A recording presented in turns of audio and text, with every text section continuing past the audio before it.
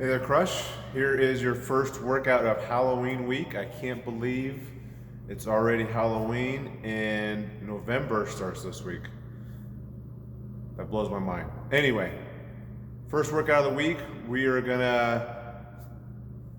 kind of sticking with that miserable Monday theme I've had this month, but it's gonna be largely dependent on you.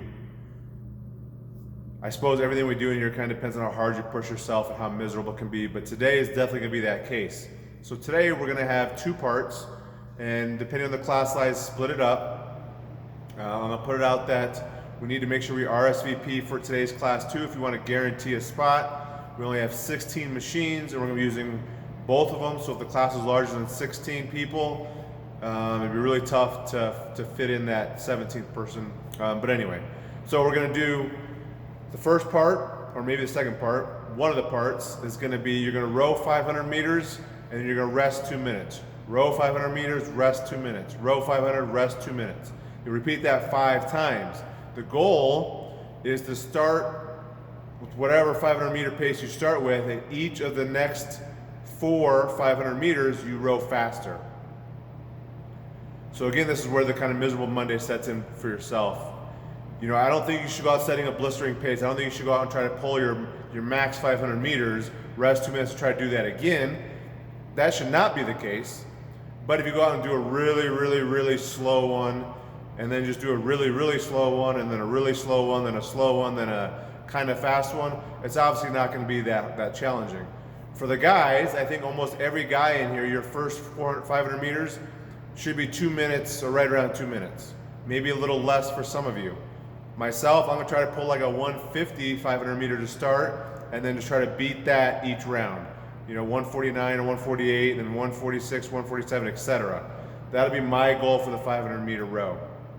So I would suggest that you pick, maybe almost backtrack it, like what's a medium fast 500 meter row, considering that you're gonna definitely be fatigued by the time you get there. 2 minutes rest is nice, but as you start to build it up, 2 minutes rest is not gonna be sufficient to fully recover.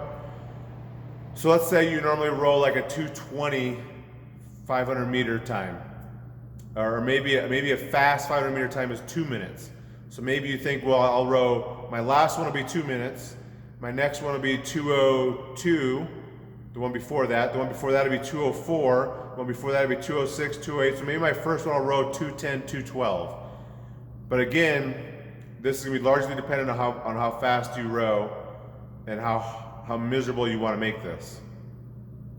The second part will be going to the bikes, back right there, and you're going to row, or you're going to bike for 2 minutes, rest 2 minutes, bike for 2 minutes, rest 2 minutes, bike for 2, rest 2. This time you're going to bike for number of calories. The goal is to increase the number of calories each of the 5 rounds.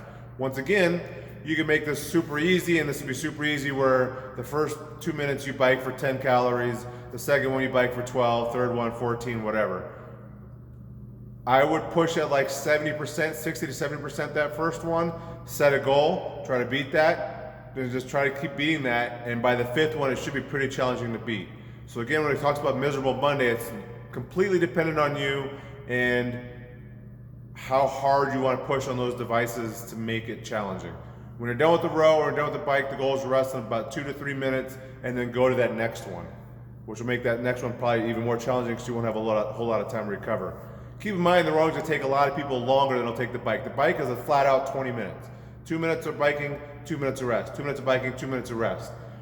For some of you, the rowing is gonna take more than 2 minutes with 2 minutes rest. So the rowing is gonna take longer to do those 5 rounds than the bike. So if you start with the bike, you might have a little more time to transition to the rower because you're just waiting for rowers to free up. Conversely, when you're doing the rower, you might only have 2 or 3 minutes you have to get on that bike, especially if you wanna get done before the hour is up. That is your Monday, all about pacing. Again, challenge yourself. Don't blow it out the first round, but challenge yourself, and you could definitely make this a miserable Monday. Have a good Monday.